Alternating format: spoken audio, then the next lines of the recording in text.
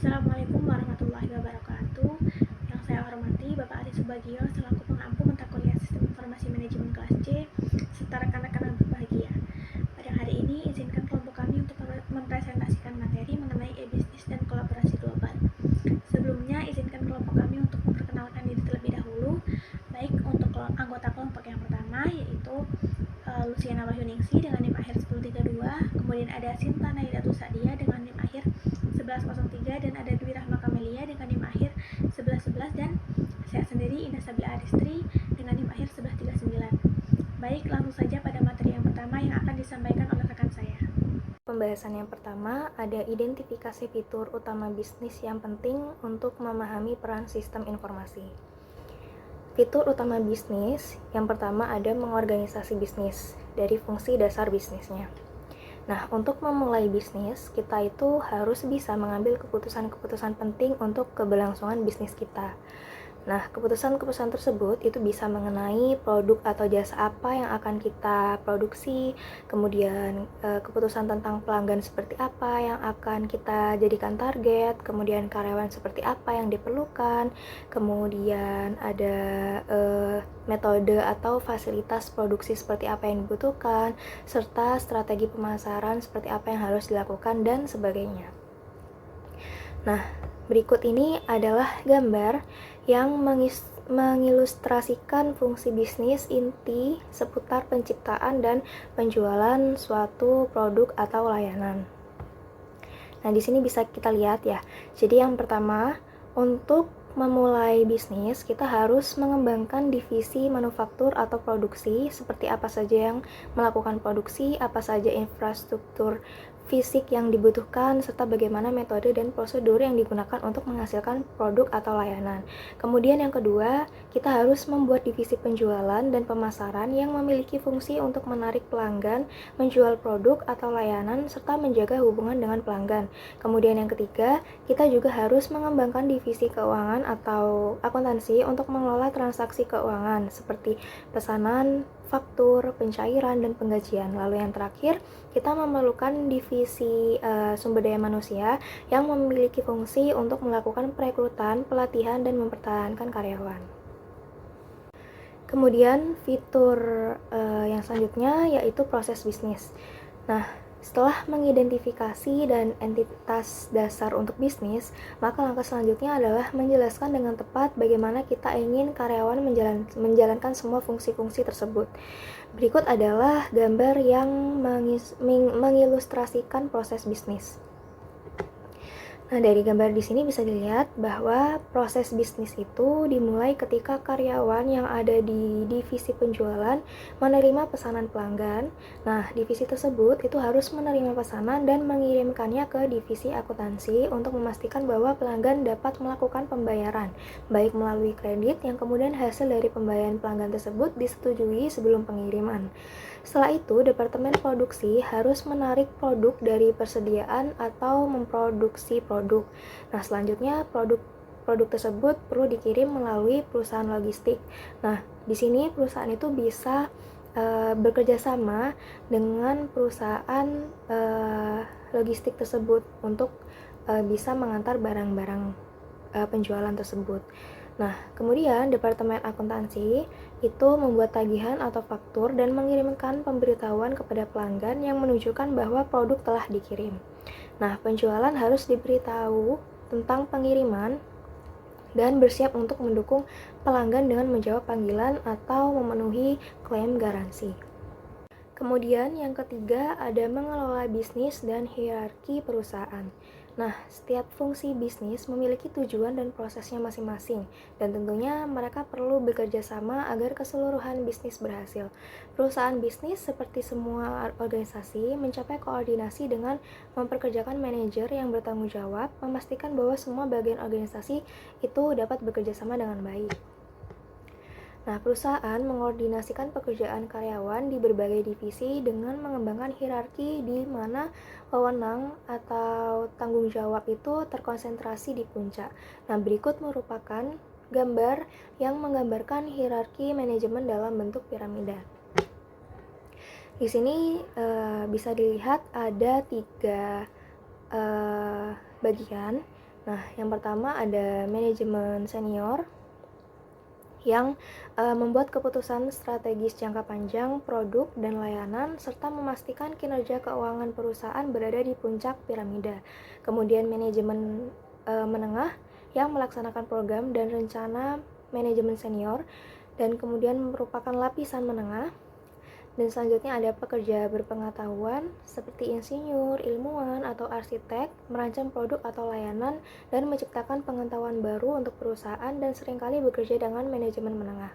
Kemudian ada manajemen operasional yang bertanggung jawab memantau aktivitas bisnis sehari-hari yang merupakan dasar piramida. Nah, manajemen operasional biasanya mengawasi pekerja data seperti petugas pembukuan atau juru tulis yang membantu pekerjaan administratif di semua tingkat perusahaan, dan pekerja produksi atau jasa yang benar-benar memproduksi produk atau memberikan layanan. Nah, masing-masing kelompok ini itu mempunyai kebutuhan informasi yang berbeda-beda karena tanggung jawabnya yang berbeda-beda. Nah, manajemen senior memerlukan informasi ringkasan yang dapat dengan cepat memberitahu mereka tentang kinerja perusahaan secara keseluruhan, seperti pendapatan penjualan kotor, penjualan berdasarkan kelompok produk dan wilayah, dan profitabilitas serta secara keseluruhan. Nah, untuk yang manajer menengah, ini tuh memerlukan informasi yang lebih spesifik mengenai hasil area fungsional dan departemen tertentu dalam perusahaan, seperti kontak penjualan tenaga penjualan, kemudian statistik produksi untuk pabrik atau lini produk tertentu, tingkat pekerjaan dan biaya, serta pendapatan penjualan setiap bulan atau bahkan setiap hari gitu. Nah, pekerja pengetahuan mungkin memerlukan akses ke database ilmiah, eksternal, atau database internal dengan pengetahuan organisasi. Dan terakhir, pekerja produksi memerlukan akses informasi dari mesin produksi, dan pekerja layanan memerlukan akses ke catatan pelanggan untuk menerima pesanan dan menjawab pertanyaan dari pelanggan. Lalu yang keempat ada lingkungan usaha. Nah, perusahaan bisnis sangat bergantung pada lingkungan mereka untuk memasok modal, tenaga kerja, pelanggan, teknologi baru, layanan dan produk, pasar, dan sistem hukum yang stabil, serta sumber daya pendidikan umum. Nah, berikut ini adalah gambar yang menggambarkan faktor-faktor kunci dalam lingkungan setiap bisnis. Nah, di sini dapat terlihat bahwa di sekitar organisasi ini terdapat beberapa lingkungan seperti pelanggan, pemasok, ekonomi, pesaing, teknologi, dan lainnya. Nah, di lingkungan terdekatnya, perusahaan itu perlu melacak dan berbagi informasi dengan pemasok, pelanggan, pemegang saham, dan regulator, serta memantau dan merespon aktivitas bisnis, aktivitas pesaing mereka. Nah, namun melakukan hal tersebut saja itu tidak cukup. Nah, untuk bertahan dalam bisnis, perusahaan juga harus memantau dan merespon perubahan dalam lingkungan yang lebih luas. Misalnya, perusahaan harus memantau dan merespon perubahan politik, perubahan perekonomian secara keseluruhan, teknologi baru dan perkembangan ilmu pengetahuan, serta perubahan dalam lingkungan bisnis global. Lalu yang keempat ada peran sistem informasi dalam bisnis. Berikut secara khusus peran sistem informasi dalam bisnis. Yang pertama ada untuk mencapai keunggulan operasional, seperti produktivitas, efisiensi, kelincahan, dan lain-lainnya. Lalu yang kedua untuk mengembangkan produk dan layanan baru. Nah, dengan adanya sistem informasi ini, perusahaan itu dapat mendapatkan informasi terbaru secara cepat, sehingga dia bisa mengembangkan produk dan layanan baru secara cepat pula. Kemudian yang ketiga, untuk mencapai keintiman dan layanan pelanggan, seperti pemasaran, penjualan, dan layanan berkelanjutan. Kemudian yang selanjutnya untuk meningkatkan pengambilan keputusan, seperti kecepatan pengambilan keputusan, akurasi pengambilan keputusan, dan lain-lainnya. Lalu selanjutnya untuk mencapai keunggulan kompetitif. Selanjutnya untuk memastikan kelangsungan hidup, dan yang terakhir untuk mendukung tujuan lingkungan sosial dan tata kelola. Selanjutnya akan dijelaskan oleh rekan saya.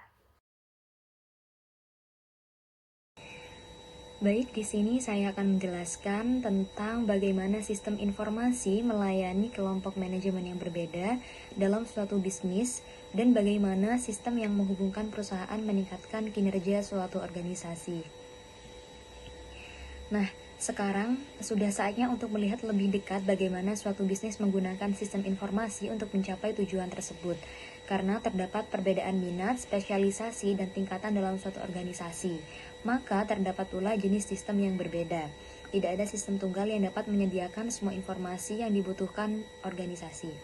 Organisasi bisnis pada umumnya memiliki sistem yang mendukung proses untuk masing-masing fungsi bisnis utama, penjualan dan pemasaran, manufaktur dan produksi, serta keuangan dan akuntansi, dan juga sumber daya manusia. Sistem fungsional yang beroperasi secara independen satu sama lain sudah ketinggalan zaman karena sistem tersebut tidak dapat dengan mudah berbagi informasi untuk mendukung proses bisnis lintas fungsi. Yang pertama, terdapat sistem untuk kelompok manajemen yang berbeda. Nah, sebuah perusahaan bisnis memiliki sistem untuk mendukung pengambilan keputusan dan aktivitas kerja di berbagai tingkat organisasi. Hal ini mencakup sistem pemrosesan transaksi dan juga sistem intelijen bisnis. Yang pertama yaitu terkait dengan sistem pemrosesan transaksi. Nah, manajer operasional memerlukan sistem yang melacak aktivitas dasar dan transaksi organisasi seperti penjualan, penerimaan, setoran tunai, penggajian, keputusan kredit, dan juga aliran material di pabrik. Sistem pemrosesan transaksi atau TPS ini memberikan informasi seperti yang telah disebutkan sebelumnya. Sistem pemrosesan transaksi adalah sistem komputerisasi yang melakukan dan mencatat transaksi rutin harian yang diperlukan untuk menjalankan bisnis seperti entry pesanan penjualan, reservasi hotel, penggajian, pencatatan karyawan, dan juga pengiriman. Tujuan utama sistem pada tingkat ini adalah untuk menjawab pertanyaan rutin dan melacak aliran transaksi melalui organisasi. Selanjutnya yaitu terdapat sistem untuk intelijen bisnis. Perusahaan juga memiliki sistem intelijen bisnis yang berfokus pada penyampaian informasi untuk mendukung pengambilan keputusan manajemen. Nah, intelijen bisnis adalah istilah kontemporer untuk data dan alat perangkat lunak untuk mengatur, menganalisis, dan menyediakan akses ke data untuk membantu manajer dan pengguna perusahaan lainnya membuat keputusan yang lebih tepat. Intelijen bisnis ini menjawab kebutuhan pengambilan keputusan di semua tingkatan manajemen. Nah, sistem intelijen bisnis ini juga menjawab kebutuhan pengambilan keputusan manajemen senior. Manajer senior memerlukan sistem yang fokus pada isu-isu strategis dan tren jangka panjang baik di perusahaan maupun di lingkungan eksternal. Mereka prihatin dengan pertanyaan-pertanyaan seperti berapa tingkat lapangan kerja dalam 5 tahun ke depan, apa tren biaya industri jangka panjang, serta produk apa yang harus kita buat dalam 5 tahun. Nah, selanjutnya terdapat gambar sistem pemrosesan transaksi sistem informasi manajemen, di mana gambar ini menjelaskan bagaimana sistem informasi manajemen memperoleh datanya dari TPS organisasi dalam sistem yang diilustrasikan oleh diagram ini. Nah, 3 TPS menyediakan ringkasan data transaksi ke sistem pelaporan SIM atau sistem informasi manajemen pada akhir periode waktu. Dan manajer mendapatkan akses ke data organisasi melalui SIM atau SIM yang menyediakan laporan yang sesuai. Nah, selanjutnya terdapat sistem untuk menghubungkan perusahaan. Sistem untuk menghubungkan perusahaan ini terbagi menjadi 2, yaitu yang pertama aplikasi perusahaan. Nah, di mana menggabungkan berbagai jenis sistem dalam sebuah perusahaan telah terbukti menjadi suatu tantangan yang besar. Dan biasanya perusahaan dibangun melalui pertumbuhan organik normal dan melalui akuisisi perusahaan-perusahaan kecil. Namun seiring berjalannya waktu, perusahaan punya kumpulan sistem sebagian besar sudah tua dan menghadapi tantangan untuk membuat mereka semua berkomunikasi satu sama lain dan bekerja sama sebagai satu sistem perusahaan. Ada beberapa solusi untuk masalah ini. Salah satu solusinya adalah dengan menerapkan aplikasi perusahaan, yaitu sistem yang mencakup area fungsional, fokus pada pelaksanaan proses bisnis di seluruh perusahaan bisnis, dan mencakup semua tingkatan manajemen. Aplikasi perusahaan ini membantu bisnis menjadi lebih fleksibel dan produktif dengan mengkoordinasikan proses bisnis mereka secara lebih erat dan mengintegrasikan kelompok proses sehingga mereka fokus pada pengelolaan sumber daya dan layanan pelanggan yang efisien. Yang kedua yaitu terdapat intranet dan juga extranet. Nah, aplikasi perusahaan menciptakan perubahan mendalam dalam cara perusahaan menjalankan bisnisnya, menawarkan banyak peluang untuk mengintegrasikan data bisnis penting ke dalam suatu sistem. Seringkali hal ini mahal dan sulit untuk diterapkan. Intranet dan extranet patut disebutkan di sini sebagai alat alternatif untuk meningkatkan integrasi dan mempercepat arus informasi dalam perusahaan dan dengan pelanggan serta pemasok.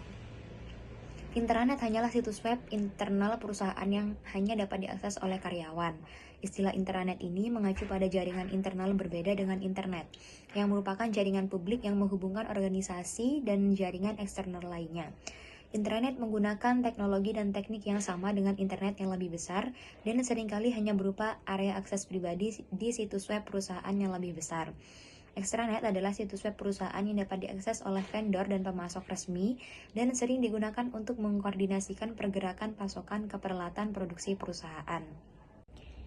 Selanjutnya terdapat gambar terkait dengan arsitektur aplikasi perusahaan, yang dimana gambar ini mengilustrasikan keterkaitan 4 jenis utama aplikasi perusahaan, sistem perusahaan, sistem manajemen rantai pasokan, sistem manajemen hubungan pelanggan, dan sistem manajemen pengetahuan dengan fungsi dan proses bisnis suatu perusahaan.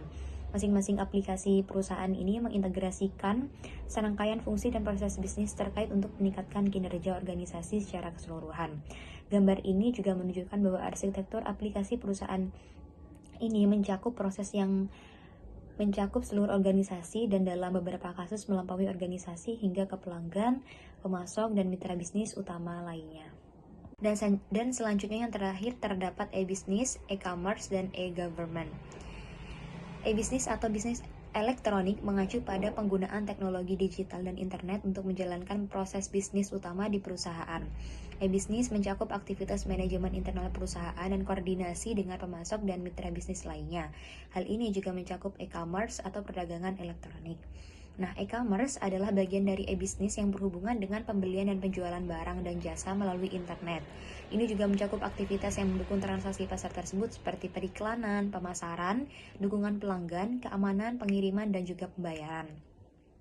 Nah, teknologi yang terkait dengan e-business juga membawa perubahan serupa di sektor publik. Pemerintah di semua tingkatan menggunakan teknologi internet untuk menyampaikan informasi dan juga layanan kepada warga negara, karyawan, dan bisnis tempat mereka bekerja. E-government mengacu pada penerapan teknologi internet dan jaringan yang secara digital memungkinkan hubungan pemerintah dan lembaga sektor publik dengan warga negara, dunia usaha, dan lembaga pemerintah lainnya. Selain meningkatkan penyampaian layanan pemerintah, e-government juga dapat memberdayakan masyarakat dengan memberi mereka akses yang lebih mudah terhadap informasi dan kemampuan untuk berjejaring dengan warga lainnya. Jadi di sini saya akan menjelaskan materi mengenai kolaborasi. Yang pertama, kolaborasi merupakan kerjasama yang dilakukan dengan orang lain guna mencapai tujuan bersama dan eksplisit.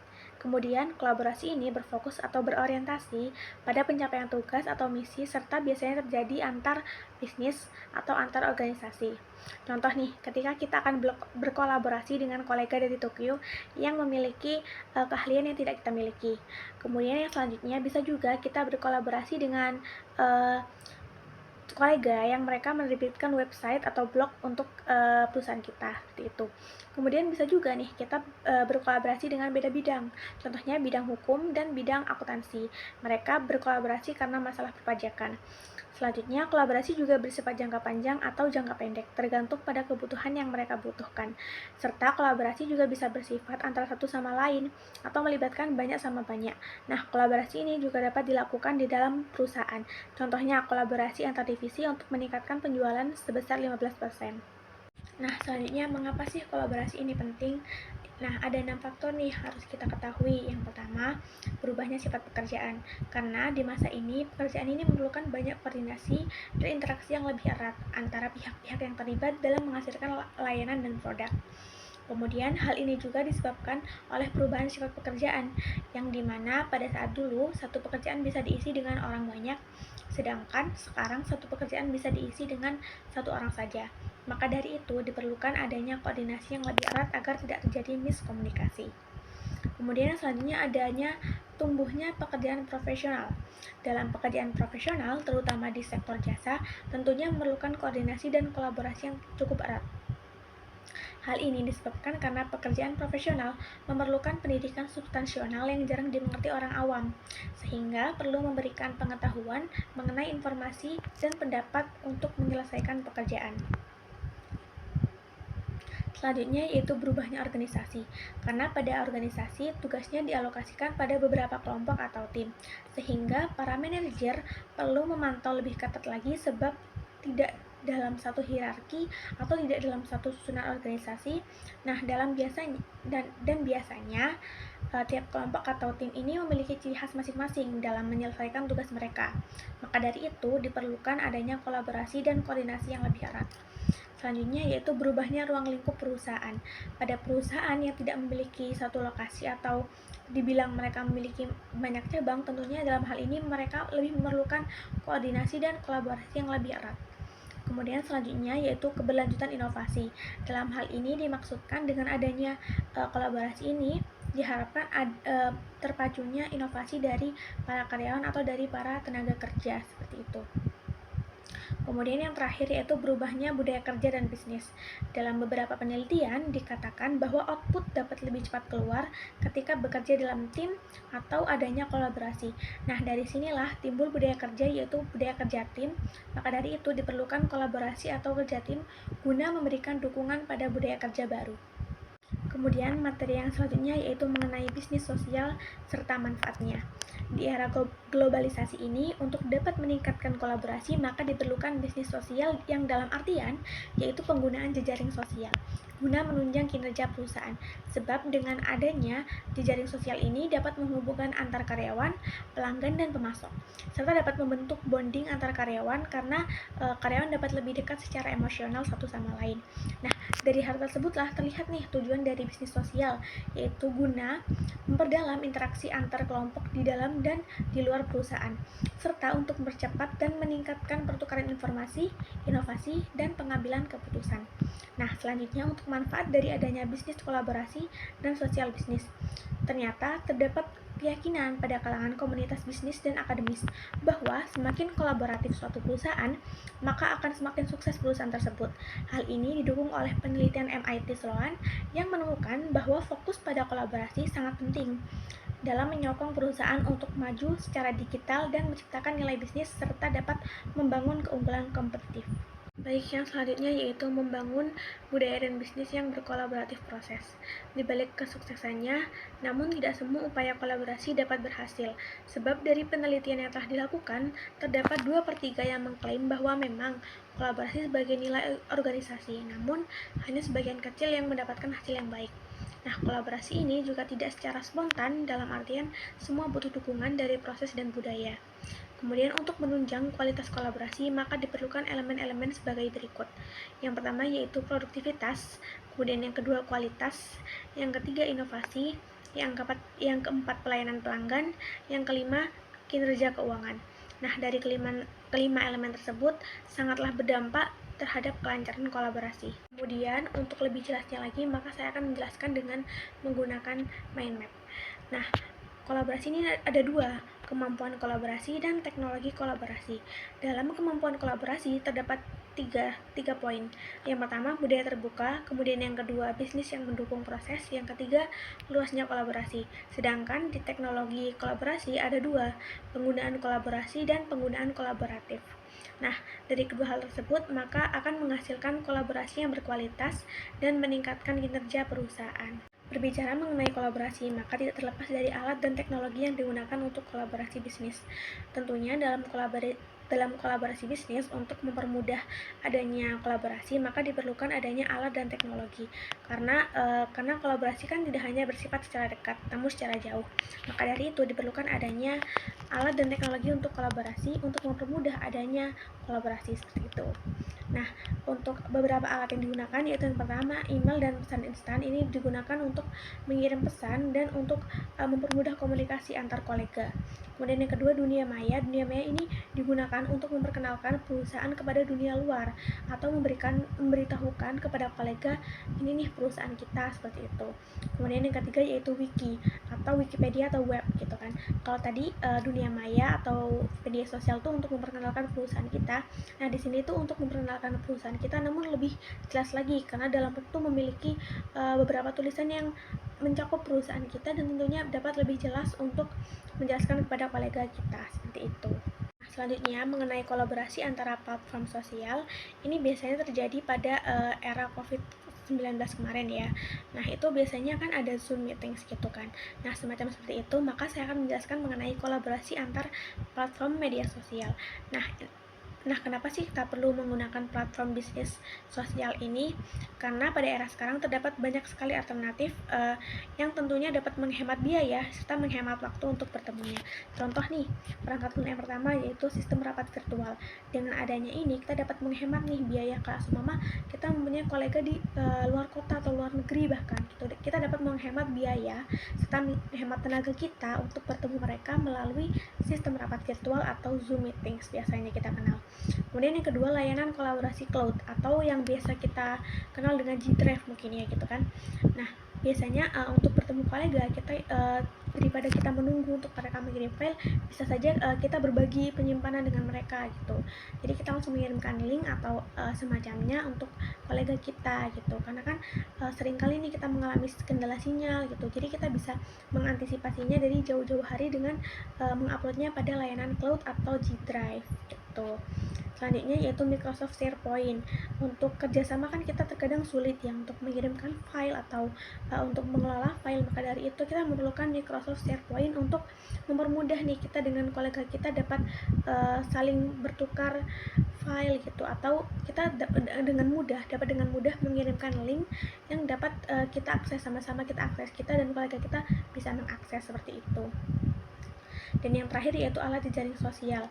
Nah, seperti yang dikatakan tadi kan ada dunia maya. Alat jejaring sosial juga digunakan nih dalam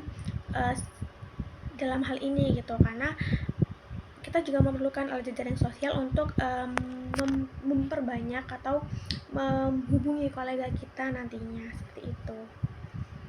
Kemudian bagaimana sih sebagai seorang manajer untuk memonitoring adanya kolaborasi dan adanya jejaring sosial tadi atau perangkat lunak yang digunakan? Nah, yang pertama itu kita harus menganalisis apa sih masalah yang dihadapi, ataukah entah ruang atau waktu gitu yang dihadapi. Kemudian yang kedua, apa sih tantangan yang dihadapi perusahaan saat ini, seperti itu. Kemudian yang ketiga, menganalisis setiap produk yang kaitannya dengan biaya dan manfaat. Jadi kita harus dapat menganalisis nih produk apa sih yang apakah produk sesuai dengan manfaatnya atau tidak bermanfaat bagi perusahaan, seperti itu. Kemudian yang keempat, identifikasi risikonya. Kayak kita harus dapat mengidentifikasi risiko dari apa yang dari perangkat lunak yang telah kita gunakan atau kolaborasi yang kita pakai gitu. Yang selanjutnya yaitu mencari bantuan atau mencari bantuan dari profesional gitu ya. Nah, yang terakhir yaitu tentukan pilihan kandidat alat dan undang vendor untuk melakukan presentasi. Kita menentukan alat nih yang cocok, yang bisa kita monitoring, dan kita juga dapat mengundang vendor untuk membuat sebuah alat yang dapat kita monitoring juga, seperti itu. Dan yang selanjutnya yaitu sistem manajemen pengetahuan. Nah, dalam hal ini perusahaan dibantu oleh alat yang bernama HCM atau sistem manajemen konten perusahaan. Pada hal ini, HCM membantu perusahaan dalam mengelola informasi yang terstruktur ataupun tidak terstruktur. HCM juga memiliki kemampuan menangkap, menyimpan, mengambil, dan mendistribusikan serta melestarikan pengetahuan. Dan yang selanjutnya yaitu menemukan berbagai keahlian, sebab beberapa perusahaan tidak hanya menyimpan pengetahuan dalam bentuk file, namun mereka juga diam-diam menyimpan pada ahli-ahli atau biasanya kita sebut orang profesional di perusahaan. Nah, dengan adanya kolaborasi ini, kita dapat memudahkan dalam menemukan pakar yang tepat untuk memanfaatkan keahlian yang mereka miliki. Sebelumnya, perkenalkan nama saya Sinta Nedatu Sadia dengan NIK Magir 1103. Selanjutnya, saya akan menjelaskan terkait dengan peran fungsi sistem informasi dalam bisnis. Jadi, peran sistem informasi yang pertama itu dapat mendukung operasi bisnis. Jadi, dengan adanya sistem informasi, kegiatan operasi bisnis itu dapat direspon atau ditanggapi dengan cepat. Kemudian yang kedua, dapat mendukung pengambilan keputusan manajerial. Jadi dengan adanya sistem informasi, itu dapat membantu manajer dalam pengambilan keputusan yang baik, lebih cepat, dan lebih bermakna. Kemudian yang ketiga, dapat mendukung keunggulan strategis. Jadi sistem informasi itu dapat membantu mencapai sasaran strategis perusahaan, sehingga perusahaan itu dapat terus bersaing di dalam pasar. Begitupun dengan fungsi dari sistem informasi itu tidak lagi hanya merespon transaksi saja, tapi sebagai penyedia informasi atau alat untuk pengambilan keputusan seorang manajer. Kemudian selanjutnya terkait dengan departemen sistem informasi. Jadi dalam sistem informasi itu terdapat beberapa departemen yang memiliki keahlian masing-masing. Yang pertama itu ada pemrograman atau programmers.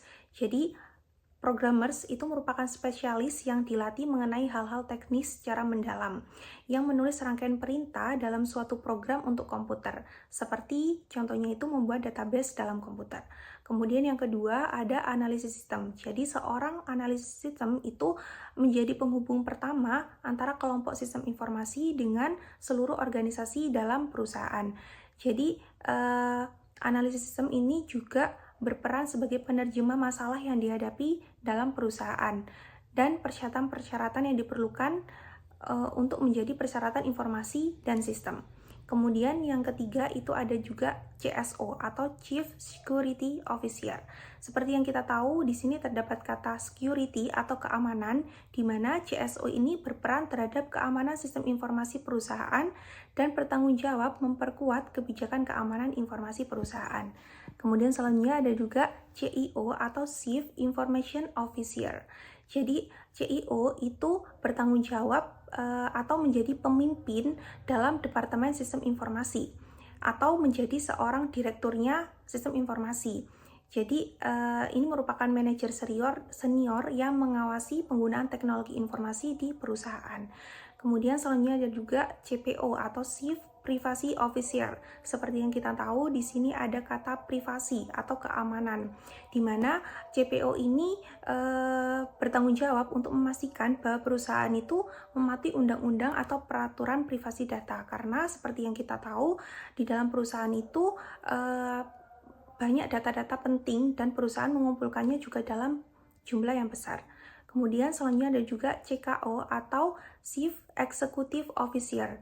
Nah, di mana CKO ini bertanggung jawab atas program manajemen pengetahuan perusahaan untuk membantu menemukan sumber pengetahuan baru dan memanfaatkannya dalam organisasi.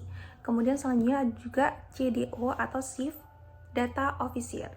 Jadi CDO ini bertanggung jawab atas tata kelola perusahaan dan penggunaan informasi untuk memaksimalkan nilai data organisasi, memaksimalkan pengumpulan data sesuai dengan kebutuhannya. Kemudian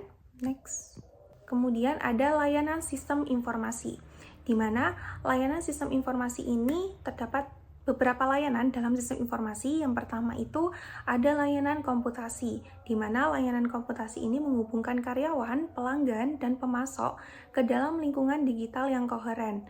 Jadi termasuk mainframe di perusahaan yang sangat besar, atau komputer server, kemudian komputer desktop dan laptop, serta perangkat seluler. Kemudian juga ada layanan telekomunikasi. Seperti yang kita tahu, di sini ada kata telekomunikasi. Jadi di sini itu menyediakan konektivitas data, suara dan video kepada karyawan, pelanggan, dan pemasok sehingga dapat memudahkan dalam berkomunikasi. Kemudian ada juga layanan manajemen data. Jadi layanan manajemen data ini menyimpan dan mengelola data perusahaan dan menyediakan kemampuan untuk menganalisis data. Kemudian ada juga layanan perangkat lunak, Jadi ini merupakan layanan pengembangan dan dukungan untuk sistem bisnis perusahaan. Kemudian juga ada layanan manajemen TI, yaitu merencanakan dan mengembangkan infrastruktur, berkoordinasi dengan unit bisnis untuk layanan TI, mengelola akuntansi, pengeluaran TI, dan menyediakan layanan manajemen proyek. Kemudian ada layanan standar TI, yaitu memberi perusahaan dan unit bisnis kebijakan yang menentukan tidak hanya teknologi informasi, mana yang akan digunakan, namun juga kapan dan bagaimana. Selanjutnya, terkait dengan layanan pendidikan TI, yaitu memberikan pelatihan penggunaan sistem kepada karyawan dan spesialis TI. Kemudian ada juga layanan penelitian dan pengembangan TI, yaitu memberi perusahaan penelitian mengenai proyek dan investasi, sistem informasi potensi di masa depan yang dapat membantu perusahaan membedakan dirinya di dalam pasar. Baik, cukup sekian penjelasan dari kelompok kami. Kurang lebihnya mohon maaf. Wassalamualaikum warahmatullahi wabarakatuh.